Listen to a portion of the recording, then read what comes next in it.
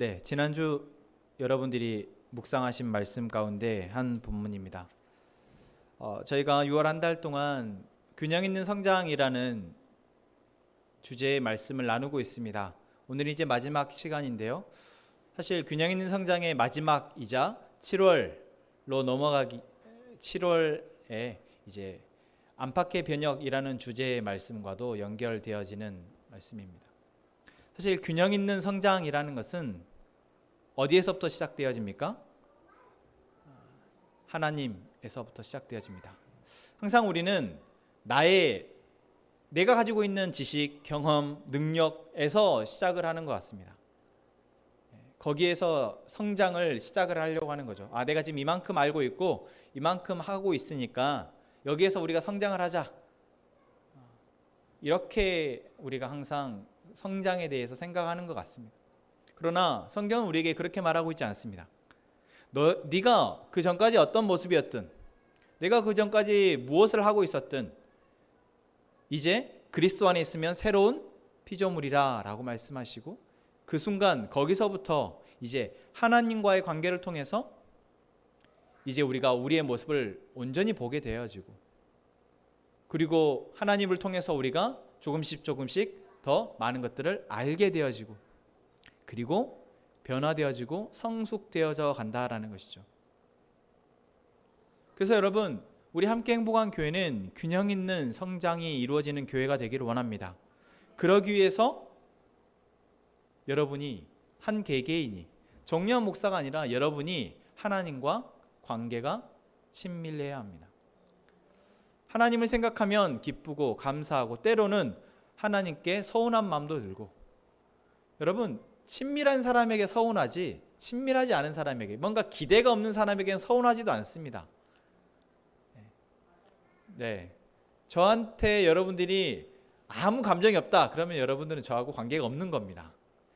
목사님에게 때로는 서운하기도 하고, 때로는 불평도 있고 불만도 있고, 때로는 너무나 고맙고 감사하고, 그리고 만나고 싶고 밥 먹고 싶고, 그게 바로 관계가 있는 사람의 특징이죠.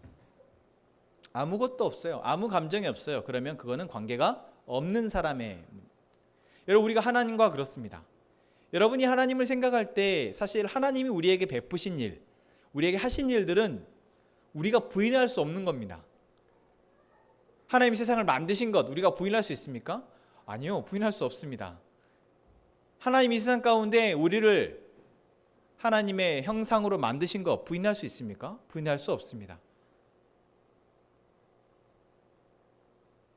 우리에게 부모를 허락하셨고, 우리가 그 부모를 통해 지금에까지 자라게 된 것, 또한 우리가 우리 수많은 상황 가운데에서 지금에 이르게 된 것, 여러분 우리가 부인할 수 있습니까? 아니요, 부인할 수 없습니다. 그 가운데 우리가 하나님의 은혜, 하나님의 계획하심과 인도하심을 못 느끼는 것이 훨씬 많은 것뿐이지 부인할 수 없습니다. 하나님이 우리를 위해서 예수 그리스도를 십자가에 죽게 하시고 다시 살아나게 하셔서 이제 우리를 영원히 죄의 문제 가운데에서 해방시키시고, 이제 우리를 영원한 하나님 나라의 자녀로, 하나님 나라의 백성으로 살아가게 하신 것 부인할 수 없습니다. 하나님 우리에게 하신 일들은 우리가 부인할 수 없는데, 우리가 그것에 대해서 어떻게 느끼고 보고 있느냐, 결국 그것이 무엇입니까? 믿음입니다. 하나님 우리에게 베푸신 일, 우리에게 하신 일, 하실 일들에 대해서 기대하고 그것을 믿고 내 삶을 살아내는 것, 그게 바로 믿음의 삶입니다. 여러분, 균형 있는 성장, 모두가 다 자기가 더 나은 모습의 사람이 되기를 원합니다. 혹시 그냥 나는 이대로 살다 죽을란다 라고 생각하시는 분 있으십니까? 있어요? 네. 근데 없을 겁니다. 돈이 더 성장을 하든 키가 자라는 건 이미 포기했고요.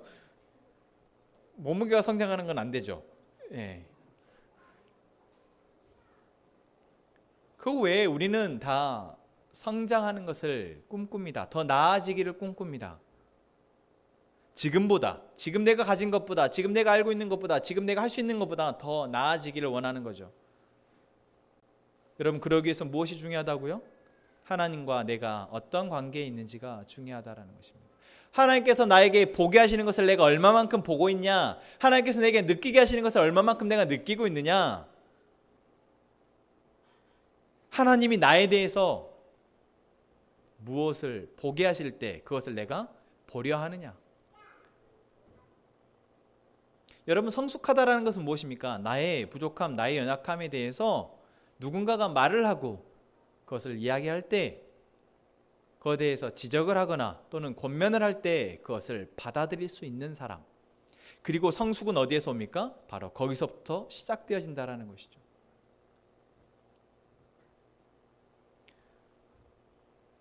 하나님 우리에게 말씀하고 계십니다. 아멘.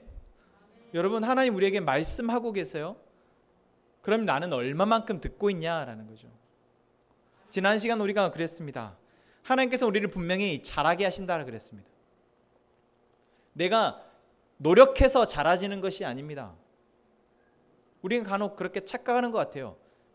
믿음이라는 것을 내가 열심히 노력하면 믿어지는 거라고 생각하고, 내가 열심히 무언가를 수고하고 뭔가 하나님을 위해서 하면 하나님이 나에게 주실 거라고 생각을 합니다. 그래서 내가 잘하기 위해서, 성장하고 성숙하기 위해서 열심히 성경을 읽으면, 열심히 기도를 하면, 열심히 성경 공부를 하면, 열심히 훈련을 하면 되어질 거라고 생각을 합니다. 저 역시도 그렇게 이야기를 했던 것 같습니다. 그러나 여러분, 그렇지 않습니다.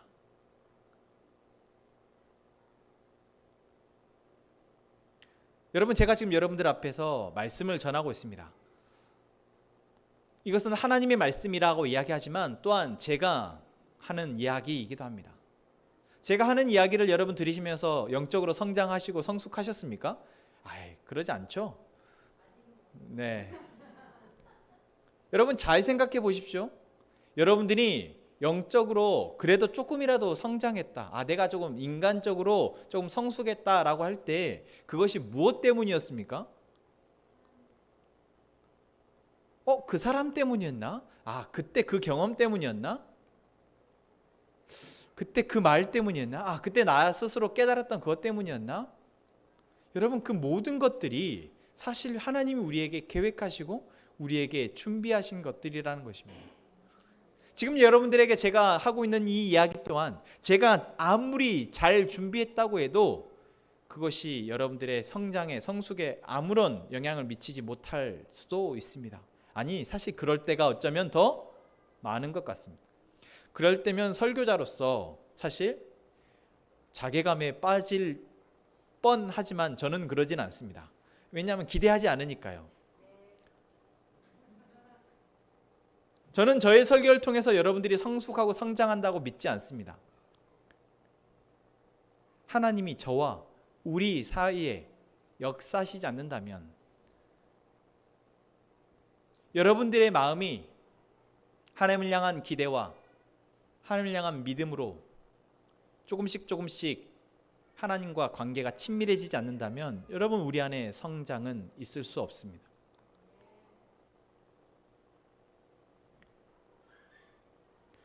여러분, 하나님께서는 우리를 자라게 하십니다. 오직 하나님만이,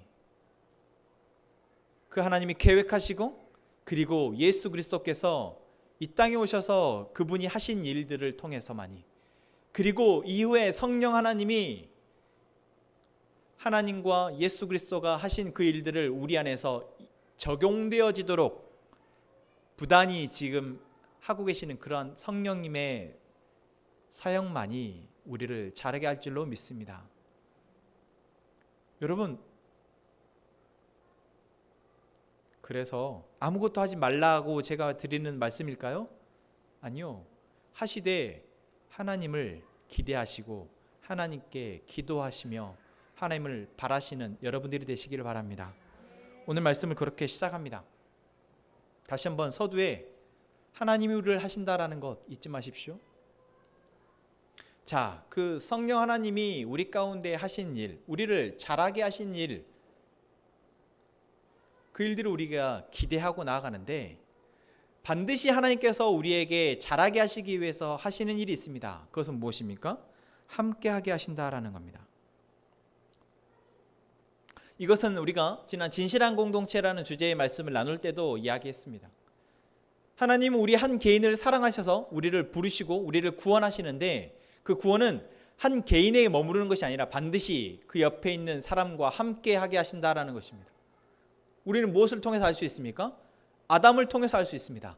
하나님이 아담을 부르셨습니다. 아담을 만드셨습니다. 그리고 그와 함께하는 하와를 만드셨습니다. 하나님이 노아를 구원하실 때 하나님이 노아만 건지시는 것이 아니라 어떻게 하셨습니까? 노아의 가족을 함께 구원하십니다.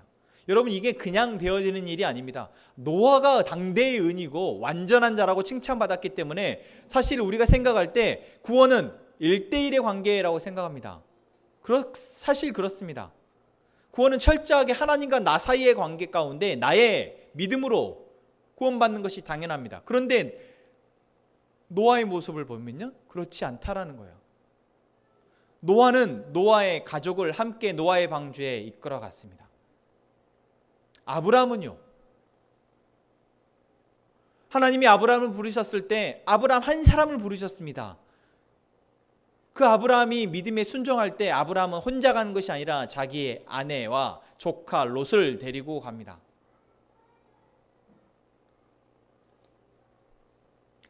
공통점이 있습니다. 무엇이 공통점입니까? 하나님이 부르심에 응답하는 사람은 처음에는 한 사람이다라는 것입니다.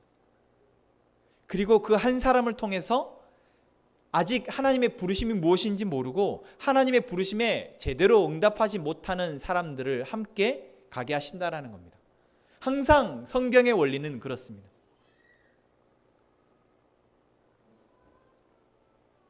교회 또한 그렇습니다. 초대교회에 우리는 초대교회를 사실 모릅니다. 저희 어머니가 시무하시는 교회 이름이 여수 초대교회인데 그 초대교회 이름을 딸 때 대부분이 그 사도행전의 교회의 모습을 꿈꾸고 그렇게 바라면서 교회 이름을 짓습니다. 또한 교회 이름이 그렇지 않더라도 대부분의 교회는 사실 초대교회의 모습을 그래도 추구하고 바라며 교회를 이루어 갑니다. 그럼 그때 그 초대교회의 모습 어땠냐라는 거죠. 여러분, 사실 우리가 말씀 가운데 설교 가운데에서 초대교회 이야기는 빈번하게 합니다. 그렇죠. 우리 교회만에서도 제가 여러 번에 걸쳐서 여러분들에게 초대교회 이야기를 했던 것 같습니다. 여러분, 어느 교회든 초대교회든 지금 현대의 교회든 사실 하나님의 성경적인 공동체의 원리는 동일합니다. 무엇입니까? 하나님의 부르심에 응답한 사람이 있다라는 것입니다. 그 부르심에 응답한 사람과 그 부르심에 응답한 사람의 주변 사람이 있다라는 것입니다. 그런데 여러분, 교회는 조금 다른 게 있습니다. 무엇이 다를까요? 부르심에 응답한 사람들의 모임이다라는 것입니다. 아브라함은, 노아의 가족은 대부분 한 사람을 통해서 그 주변에 있는 사람들이 영향을 통해서 함께 가게 되는 어떤 가족 공동체였다면 초대교회의 모습은, 교회의 모습은 그렇지 않다라는 거죠. 부르심에 응답한 사람들의 모임입니다. 그러나 현대의 교회를 보면 사실 그렇지 않죠. 분명히 초대교회, 사도행전의 교회의 모습은 베드로가 성령에 충만하여서 말씀을 전했을 때 그러면 우리가 어떻게 해야 됩니까? 라고 물었던 사람들이 회개하고 복음을 믿으라 라고 말했던 그 베드로의 말, 그리고 세례를 받으라고 말했던 그 베드로의 말에 따라 세례를 받고 내가 이제 그리스도인이 되겠습니다 라고 부르심에 응답한 사람들의 모임이 교회였습니다. 그러나 현대 우리의 교회의 모습은 사실 그러지 않습니다. 일견 대부분 세례를 받은 사람들이고, 일견 그래도 내가 스스로 자발적으로 예수님을 믿겠다라고 말한 사람들인 것 같지만 그 안에 진정으로 하나님의 부르심에 내가 인격적으로 응답했는지를 확인한다면, 아니 하나님은 사실 다 알고 계시겠지만 우리가 그것을 확인할 수 있는 엑스레이와 같은, 마치 공항 검색대에 이렇게 지나오면은 삐리릭 아직 고백하지 않으셨네요. 그러지 않으니까. 만약 그런다면 사실 여러분 교회 가운데 얼마나 많은 사람이 걸러질까요? 얼마나 많은 사람들이 걸러질까요?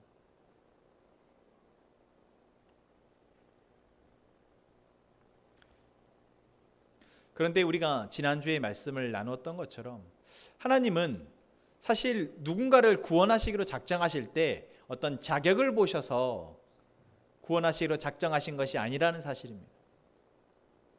어쩌면 그렇게 공항 검색대를 지나는 것처럼 우리가 지나갈 때 믿음이 없네, 아직 하나님을 인격적으로 예수님을 영접하지 않았네 해서 걸러진다 할지라도 하나님이 교회에 모이는 것을 허락하지 않으시진 않는다라는 것입니다. 그래서 사실 교회 안에는 정말 영적인 신앙의 수준을 말한다고 했을 때 여러 수준의 사람들이 있습니다. 아예 하나님에 대한 전혀 인격적인 고백도 없고 그분을 향한 기대나 바람이 정말 세속적인 사람도 있고, 정말 하나님에 대해서 인격적으로 고백을 하고 그리고 나의 삶을 그분께 내어드리겠다 헌신하는 분 또한 있습니다. 그게 저희 현대의 교회만 그런 것이 아니고 사실 초대교회 역시 그랬을 거라 생각을 합니다. 분명 그들이 베드로의 설교 가운데에서 또는 바울이 복음을 전했을 때 그들이 예수 그리스도를 영접하고 받아들였지만 그들 안에는 믿음이 사실 겨자씨만한 믿음만 있어도 산을 옮길 수 있는데 겨자씨만큼도 없어서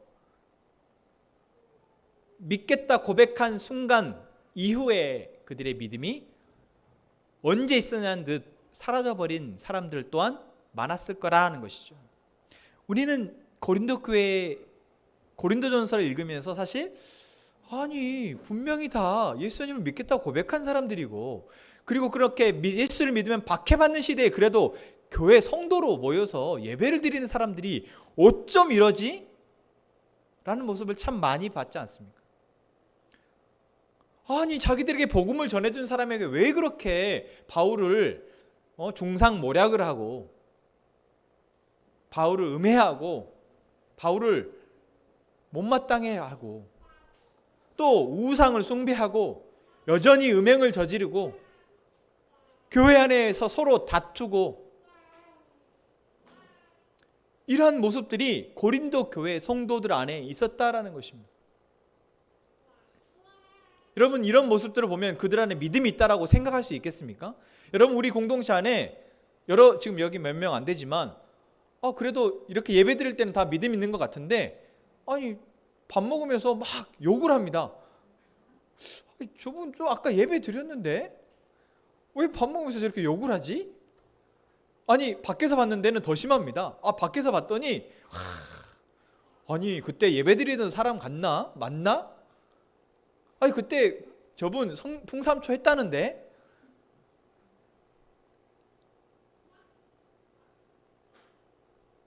여러분 그게 우리입니다.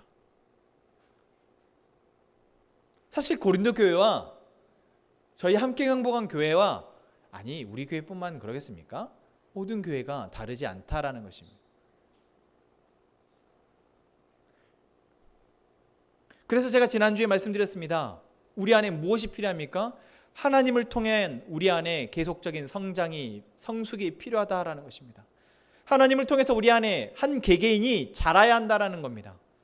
여러분 이제 갓 새로운 피조물이 된 이제 갓 태어난 아이가 혼자서 자랄 수 있냐라는 겁니다. 아니 자라지 않은 상태의 그 아이를 보고 우리가 어떠한 책임을 물으며 어떠한 기대를 할 수 있냐고요? 아니요, 그럴 수 없습니다. 우리가 그리스도인이 되었다라는 것은 새롭게 태어났다라는 것입니다. 그래서 그 사람의 나이가 어쨌든 그 사람의 학력이 어쨌든 그 사람이 가지고 있는 재능이나 달란트나 그 사람의 성품이 어떻든 새로 태어난 갓난아이와 같다라는 것입니다.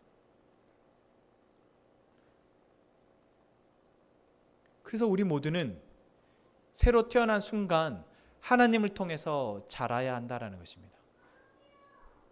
성령 하나님이 우리 안에서 하시는 일은 바로 우리로 하여금 자라게 하시는 것입니다. 우리의 몸을 자라게 하시고 우리의 머리를 자라게 하시고 우리의 마음을 자라게 하셔서 우리가 영으로 살아가는 사람이 되게 하신다라는 것입니다.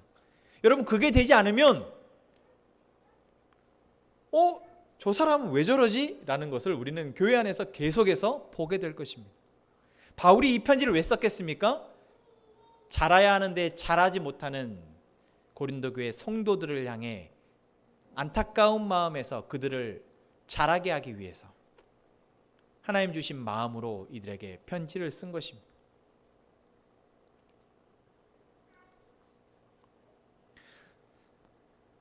하나님이 우리를 정말 핏덩어리 같은 우리를 이렇게 다 모아놓으면, 고아원은 그래도 고아원 원장님이라도 계시죠. 자원봉사자들도 계시죠. 근데 교회는 핏덩어리들만 있으면 어떻게 되겠습니까? 다 죽는 거죠. 서로 나 예수 믿으려고 하고 왔는데 옆에 사람 때문에 시험 들어서 다 싸워서 나가게 됩니다. 상처받고 서로 이렇게 하면서 결국 교회는 흩어지게 되겠죠. 그래서 하나님이, 우리가 진실한 공동체 하면서도 이야기를 나눴습니다. 하나님께서 그래서 우리 안에 누구를 세우신다고 말씀했습니까? 가르치는 사람을 세운다고 말씀하셨습니다. 가르치는 사람을 세우고 그들을 품어주고 사랑할 수 있는 양육자를 세우신다라고 말씀하셨습니다. 노아가 바로 그런 역할을 한 겁니다. 아브라함이 그런 역할을 하는 것입니다. 물론 노아도 아브라함도 하나님을 통해서, 하나님과의 관계를 통해서 그들이 계속해서 성숙하고 성장하는 모습을 보게 됩니다. 특히 아브라함은 더 그렇죠. 모세를 보십시오. 하나님이 모세를 통해서 이스라엘 백성들을 건지십니다. 그런데 모세 또한 하나님을 통해서 계속해서 성숙하고 성장하고, 또한 그들을 이끌고 가는 그 40년의 광야의 시간 동안 하나님의 관계가 원활하지 않았다면 아마 모세는 진적에 때려치고 사표 쓰고 아마 갔을 겁니다. 바로 공동체 안에는 그렇게 그들을 핏덩어리와 같은 우리를 세우시는 하나님의 가르치는 자, 양육자가 있습니다. 그게 꼭 목사이지 않습니다. 지금이야 목사가 넘쳐나니까 어디를 가나 다 목사가 있고 전도사가 있지만, 여러분 복음이 처음 전했을 때 있겠습니까? 여러분 사도행전의 생기를 생각해 보십시오. 사도는 12명밖에 없었습니다. 그리고 바울 1명, 13명입니다. 그 13명이 예루살렘과 온 유대와 사마리아와 땅끝까지 전해지는 복음에 대해서 그들이 다 목사의 역할을 할 수 있었겠냐라는 겁니다. 아니요, 그럴 수 없었습니다. 그래서 하나님의 말씀 앞에 더 성숙하고 성장하는 사람들이 그렇지 못한 사람들을 품어주고 양육하며 양육자로서 역할을 했다라는 것이죠. 여러분들이 읽었던 1세기 교회 예배 이야기 보셨죠? 그 가운데 브리스길라와 아굴라 부부가 바로 그런 역할을 했습니다. 바울을 통해서 그들이 인격적으로 성장하고 성숙하게 된 그들이 그들의 공동체를 형성하고 그들이 그들을 품고 가르치고 사랑하며 또한 그들이 하나님 안에서 자라날 수 있도록 돕는 역할을 했다라는 것이죠. 바울이 서신서를 쓸 때 말미에 보면 항상 그런 역할들을 했던 사람들을 언급하며 감사의 인사를 하고 있습니다. 여러분, 하나님이 우리를 자라게 하시기 위해서 우리를 모으셨습니다. 근데 그냥 모으신 것이 아니라 뭐라고요? 하나님의 일을 할 수 있는 사람, 그래도 조금 더 책임을 지고 조금 더 양육을 하고 사랑할 수 있는 사람을 세우셨다라는 것입니다. 여러분, 그냥 세운 게 아닙니다. 그 사람이 많이 배워서, 그 사람이 목사니까, 그 사람이 성품이 좋으니까 세운 것 아닙니다. 우리는 보통 그렇게 생각하는데, 우리의 눈으로 보니까 그런 사람이 그래도 목사가 돼야지, 저런 사람이 그래도 구역장이 돼야지, 저런 사람이 그래도 리더가 되어야지 라고 생각하지만 그렇지 않습니다. 그런 사람 오히려 더 큰 사고를 칩니다. 그럴만하다라고 생각되어지는 사람이 오히려 더 하나님의 뜻에 어긋나게 하나님의 일을 하려 한다라는 것이죠. 그럼 무엇입니까? 바로 하나님이 주신 은사대로 하는 것입니다. 오늘 고린도전서 12장이 바로 그 이야기를 하고 있습니다. 고린도 교회 안에 참 많은 은사자들이 있었습니다. 여러분 은사가 뭔지도 모르실 분도 있을 테니까, 은사가 무엇입니까? 하나님 주시는 선물입니다. 이 선물이라는 게 뭐예요?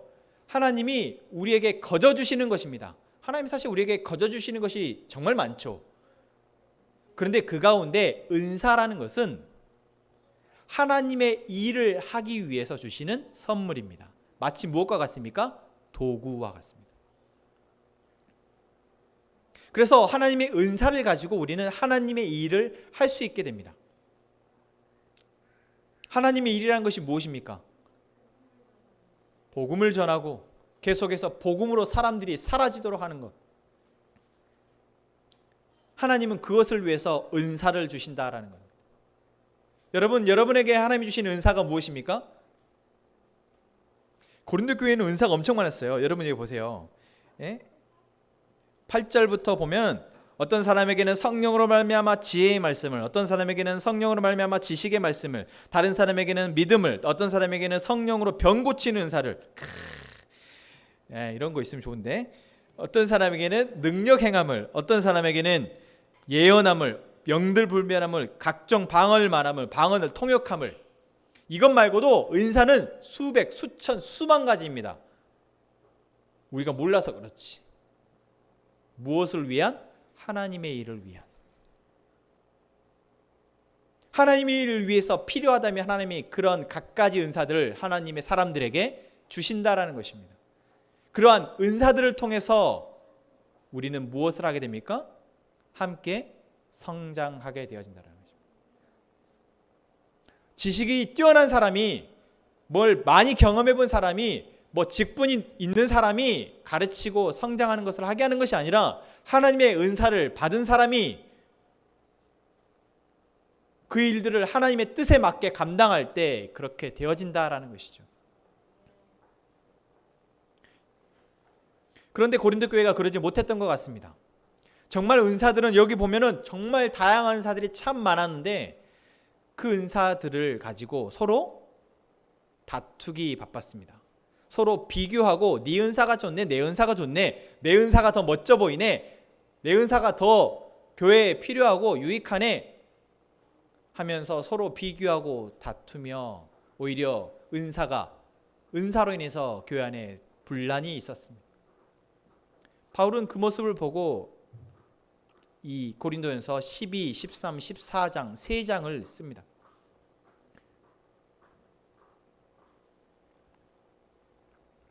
여러분, 하나님이 우리에게 은사를 주신 이유는 무엇입니까? 하나님의 일을 하기 위해서입니다.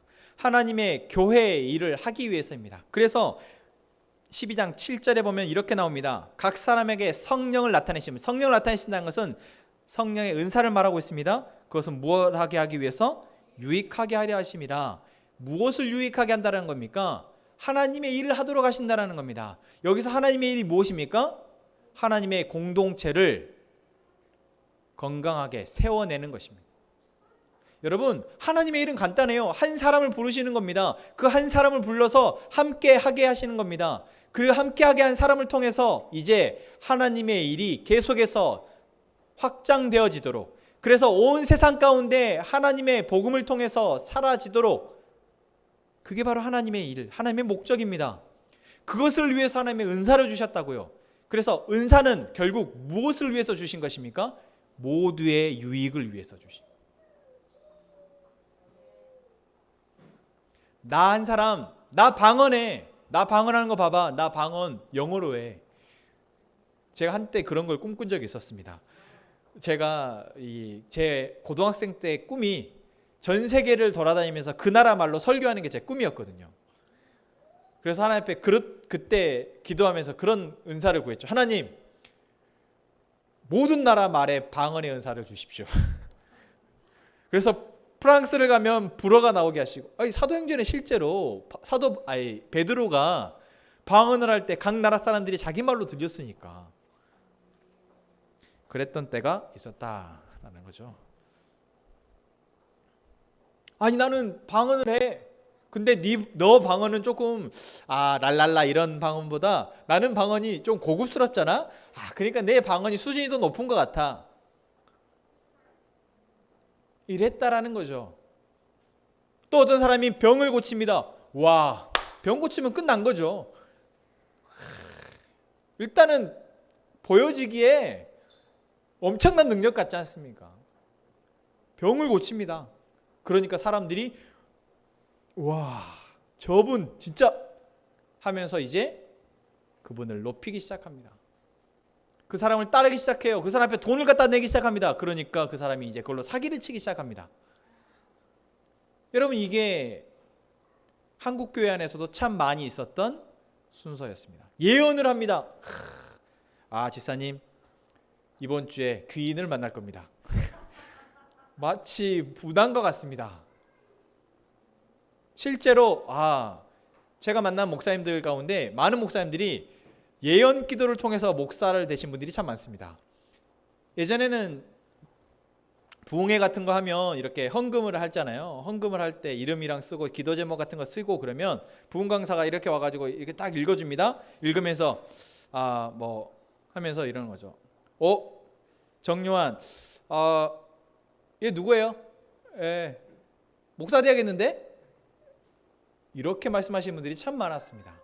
그리고 실제로 그렇게 말을 듣고 목사 되신 분이 정말 많습니다. 물어보세요. 여러분 주변에 목사님들이 계시면 물어보십시오. 10에 5은 그렇게 해서 목사 되신 분들입니다. 요즘엔 좀 덜 할 수 있지만 예전에는 정말 많이 그러했습니다.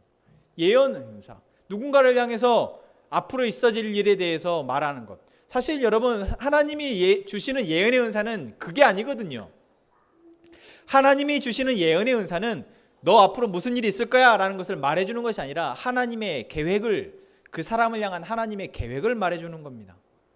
그래서 예언의 은사는 다른 표현으로 하면은 사실 하나님의 말씀을 전해주는 겁니다.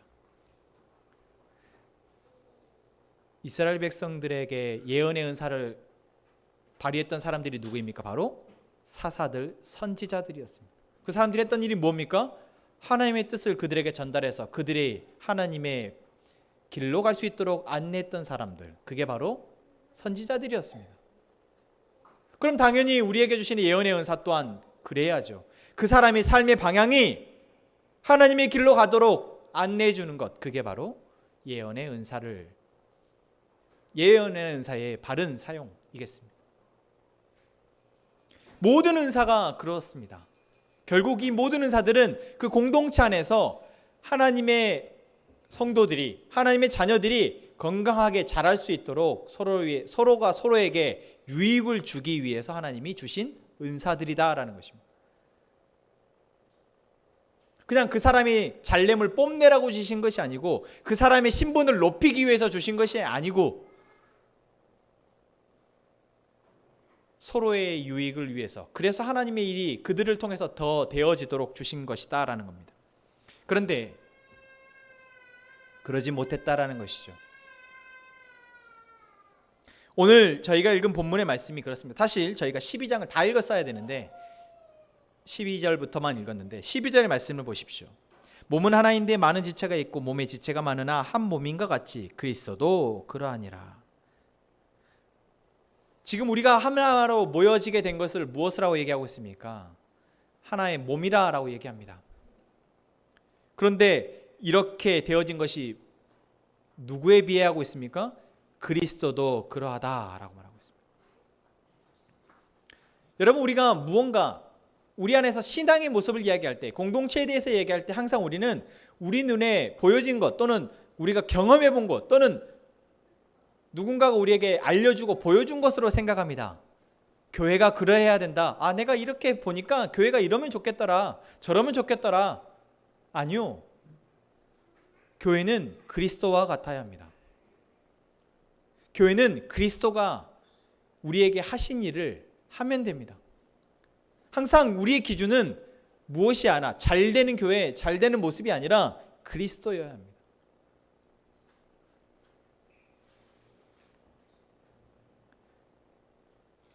그래서 바울이 이야기합니다. 몸은 하나인데 많은 지체가 있고 몸에 지체가 많으나 한 몸인과 같이 그리스도도 그러하니라. 여러분, 공동체 안에는 참 많은 사람들이 있지만 이것이 하나의 몸이다라고 얘기하는 것이죠. 그래서 어느 한 지체들이 자기가 손가락이 너무 잘나서 손가락으로 뭔가를 잘할 수 있고 능력이 뛰어나다고 해서 이것이 이 손가락만의 잘남이냐라는 겁니다. 아니요, 그렇지 않습니다. 이 손가락은 무엇을 위해서 있습니까? 몸을 위해서 있습니다. 눈이 정말 좋습니다. 제 눈이 1.5, 1.5인데 제 눈이 정말 좋습니다. 이 눈이 좋은 것은 눈만을 위해서입니까? 아니요, 몸을 위해서입니다. 우리의 연약한 부분이 있습니다. 제가 발목이 좀 연약합니다. 제가 좀 발목이 연약한데 발목이 연약하니까 발목을 잘라버립니까? 발목이 연약하니까 계속 손이 발더러 야, 너는 왜 그렇게 맨날 아프냐? 아, 정말 너 때문에 내가 손이 너무 고생이다. 맨날 손이 발을 주물러야 되니까. 여러분, 그런다면 그것이 합당하게 보입니까? 아니요, 그렇지 않습니다. 오늘 바울이 12절부터 27절까지 하는 이야기가 바로 그거합니다. 하나가 잘하고 있다고 해서 그것이 그 하나의 잘남이냐? 그렇지 않다라는 것이죠.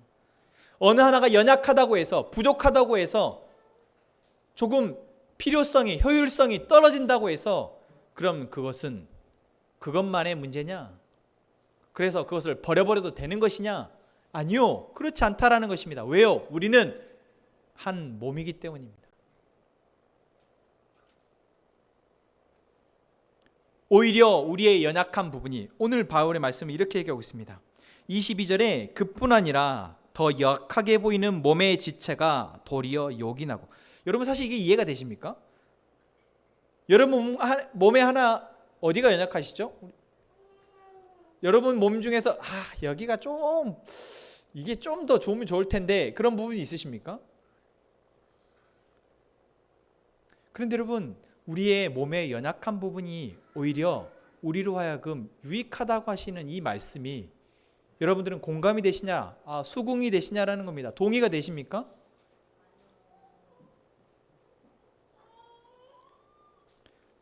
근데 여러분, 이렇게 생각해 보시죠. 여러분, 우리가 삶을 살아가면서 항상 좋은 일만 겪으면서 좋은 것만 보고 좋은 것만 먹고 좋은 일만 겪으며 지금까지 살아오셨습니까? 아니요, 그렇지 않죠. 내가 연약한 부분, 안 좋은 부분, 힘든 부분들을 겪으면서 살아왔습니다. 그런데 내가 겪었던 그런 어려운 부분들이 사실 내가 더 많은 것들을 고민하게 하고 보지 못하는 것을 보게 하고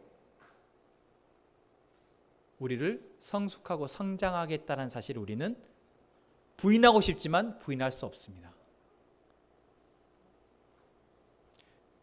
여러분, 우리 몸의 어느 한 부분이 연약합니다. 다른 부분은 좀 그래도 중상인데 거기만 좀 중하인 것 같습니다.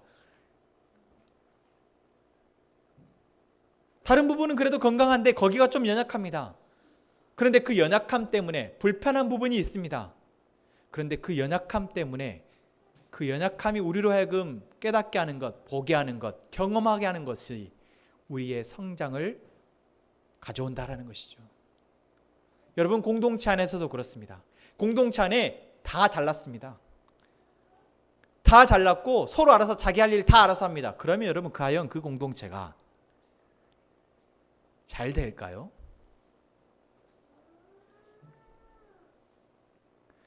제가 축구를 좋아하고 야구를 좋아하는데 야구와 축구가 좀 다른 게 있습니다. 물론 둘 다 팀 스포츠이긴 하지만 야구는 잘하는 사람들만 그래도 좀 모아놓으면 그게 시너지가 좀 발휘되는 것 같습니다. 그런데 축구는 잘하는 사람들만 모아놓으면 이상하게 그 팀이 꼭 망하더라는 거예요. 그래서 돈 많은 구단주가 잘하는 유명한 선수들을 다 함께 모아놨더니 서로 싸우고 난리를 하는, 서로 자기가 잘났기 때문에 자기한테 패스해달라고, 자기가 잘났기 때문에 자기가 골을 넣겠다고. 여러분, 우리가 다 잘나지도 않았지만 만약 우리가 서로 다 잘나서 부족한 부분이 없고 누구의 도움도 필요하지 않다면 여러분, 우리는 아마 공동체로 모이지 않을 것입니다. 정말 중요한 사실이죠. 공동체로만요? 아니, 하나님도 필요하지 않다 여깁니다. 사실 우린 그런 사람 많이 봤습니다. 자기 힘으로 다 잘 되고 자기 손으로 자기의 삶을 꾸려낼 수 있어서 주위의 도움이 필요하지 않은 사람들은 하나님 또한 믿지 않습니다. 여러분, 우리가 공동체로 모일 수 있다는 것은 다 연약한 부분을 갖고 있다는 것입니다. 그리고 그 연약한 부분이 때로는 공동체 안에서 불편함이 되기도 합니다. 누구의 부족함이 모든 사람의 수고가 되기도 합니다. 하지만 오히려 그것이 하나님의 은혜와 하나님의 뜻을 발견하고 우리가 함께 성장하는데 더 빠른 길이라는 것이죠. 더 유익하다라는 것입니다. 여러분, 우리는 서로 잘났다고 자랑할 것도 없지만 그런 교회 되지 않기를 원합니다. 함께 성장하고 함께 균형 있게 자라나는 공동체 되기 위해서 여러분, 서로 다른 부분, 서로 잘하고 못하는 부분, 서로 연약하고 연약하지 않은 부분에 대해서 하나님의 은혜로 여기고 그 가운데에서 하나님이 나에게 하시는 일을, 우리에게 하시는 일들을 믿음으로 감당하며 성장할 수 있는 우리가 되기를 원합니다. 우리 함께 찬양합시다.